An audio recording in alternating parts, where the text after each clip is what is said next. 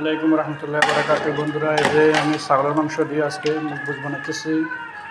এই যে ছাগলের মাংস এখন সিদ্ধ হয়ে গেছে। ছাগলের মাংস ছোটো ছোটো করে টুকরা করছি, অনেক সময় বড় করি, আজকে ছোটো করছি। অনেক সময় ছাগলের মাংস ছাগল একটা 4 পিস করি দেওয়া হয়, আজকে এগুলো ছোটো করছি। ছাগলের মাংস এখানে 5 কেজি মাংস আছে। এই 5 কেজি ছাগলের মাংস সিদ্ধ করছি। এখানে সিদ্ধ করছি সামান্য মরিচের গুঁড়া, জিরার গুঁড়া, ধনিয়ার গুঁড়া, সামান্য এলাচি পাউডার, সামান্য দারচিনি পাউডার, আর এগুলো দিচ্ছি। এগুলো পেঁয়াজ দিনও, রসুন দিনও, আদা দিনও, এগুলো খাই না। এগুলো দিয়ে বানাইতেছি, মানে সাদা হইব, মুখবুজ সাদা হইব। এখন এগুলোর মধ্যে চাল দিয়ে দিব। এই যে চাল ধুয়ে নিচ্ছি। এখানে প্রায়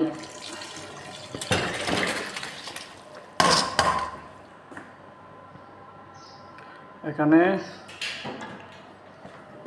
এই যে ছাগলের মাংসের সাথে চাল দিছি 8 কেজি, 4 কেজি মাংস, 8 কেজি দিছি চাউল। এখানে মুখবুজ বানাইতে চাউলে পানি বেশি দেওয়া যাবে না।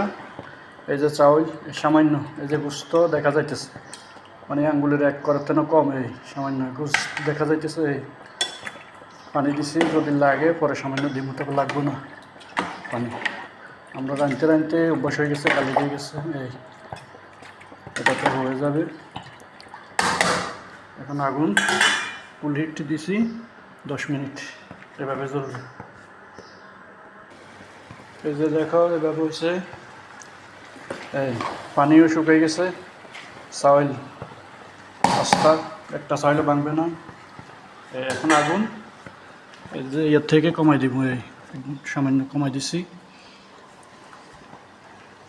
পুরা কমাই দিছি। এখন আগুন এই এখন দমে হইবে বাকিটা।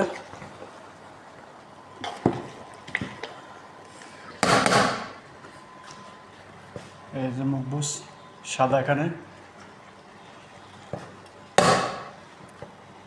আরবি মুখবুজ, বাংলা বিরিয়ানি, এখানে বাংলাতে এডিট হয়, আরবি এখানে এটা হয়েছে, এটারে গেনাম মুখবুজ কয়। এই যে মুখবুজ হয়ে গেছে একেবারে, পানি একেবারে শুকিয়ে গেছে।